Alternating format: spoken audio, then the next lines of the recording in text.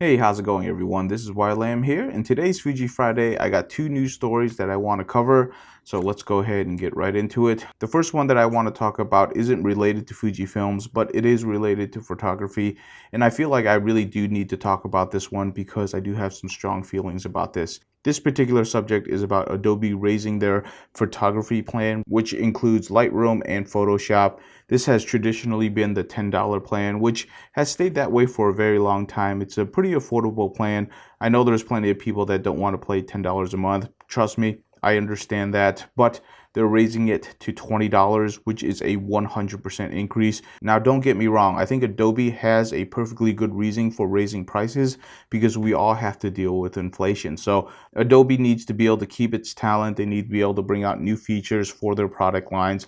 So that's perfectly understandable. Where I think they went wrong is going with a 100% price increase. I can accept the fact that they want to get to $20 a month, but if they actually want to get to $20 a month, they should have had at least a 5-year plan to get to that $20, not just one lump sum in 1 year. So they should have a 5-year plan and they'll raise the price every $2, and they should be upfront with their customers about it. In other words, they would tell them, we're trying to get to $20. We're going to do it over 5 years. We're going to be raising the prices $2 a year. This would give people a chance to adjust to the new pricing over a 5-year period. That's something that I can get on board with, and it would be a non-story, in my opinion, if they had come out with a plan like that. But a 100% increase, in my opinion, is completely unacceptable. That shows a lack of caring from Adobe, and it also shows a lack of planning, because if they needed to get to that price point, they should have started this years in advance, not just dumping it on people in one lump sum. Because when I started in photography,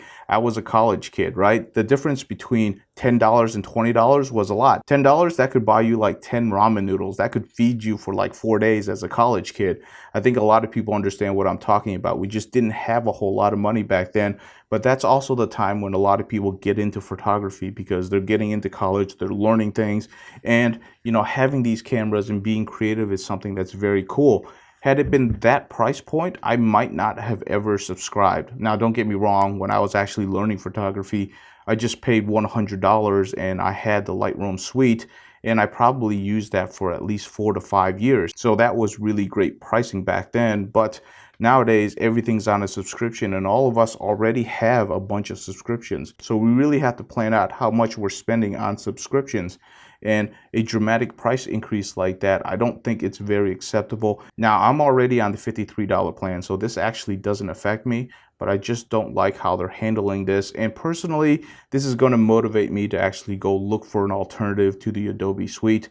I already purchased Capture One for my photos, and I'm thinking about moving over to DaVinci Resolve for my video. The only thing that's hanging me up right now is what I'm going to be using for audio processing, which I put a huge emphasis for my YouTube channel on. So I need to find an alternative for Adobe Audition. Once I find an alternative, I'm probably going to really start looking hard and learning all of these other suites so that if I ever want to go away from Adobe, I have the software that I can go to and they're not on a subscription basis, and I can continue using that for the long term. So that is something that I'm definitely going to start looking into just because of this one thing. Okay, I'm going to get off my soapbox and let's go ahead and move to a more lighthearted news article, which is Fujifilms did kind of a gimmick stunt in which they put one of their cameras on top of a billboard, shooting down onto a highway, showing off the zoom capabilities and also the quality of their zooms, which is something that's kind of amusing, but it actually does bring up a pretty good point, which is that when you go to APS-C, or even better, Micro Four Thirds, since you're getting that crop factor, you're really getting a lot of advantages with your zoom lenses. In other words, you're just reaching out more, which is something of an advantage for a lot of people, especially in sports, wildlife. And Fuji does have a bunch of great zooms, but unfortunately, they don't really have what we call hardcore glass. This right here is the 100 to 400. This is probably their biggest hardcore glass when it comes to zooms. And I would put this in the probably very good category. Now, if you actually factor in price, it's probably in the great category because you're getting a heck of a lot of zoom, but you don't have to pay the hardcore prices that you would for some of the full frame cameras. The thing that I really want to bring up is that if you actually do a billboard like that, Fujifilms, you're really not known for your super hardcore zooms. And I really wish that you would actually come out with some more affordable super zooms. Like this one right here is a 100 to 400. I would love to see a 400 prime f5.6.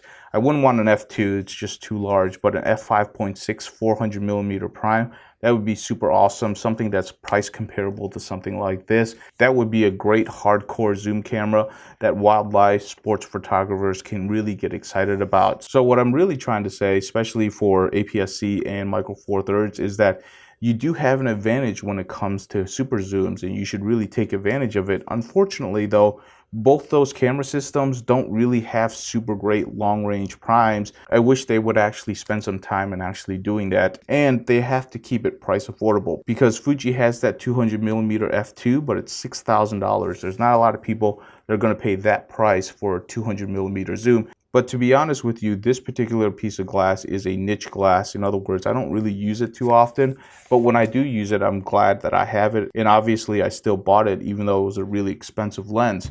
What I'm really trying to get at here is that a lot of people always compare APS-C with full frame, and they compare depth of field, but they really never compare, you know, the quality of zoom that you get when you go with APS-C, and that's because we just don't have the glass to back it up. So if the companies would actually work on glass to back up these super zooms in which they're really tack sharp and they can actually compete with a full frame hardcore glass, but do it at a really great price point, I'm talking around $3,000 and below, that would be super awesome, because that's something that full frame cameras can't touch. Because once you get into hardcore super zoom glass, they're really expensive. They're like 5, 6, 16,000, really expensive glass. If we can actually do it at an affordable price point in APS-C, get the equivalent zoom at a nice price point, that would be super awesome.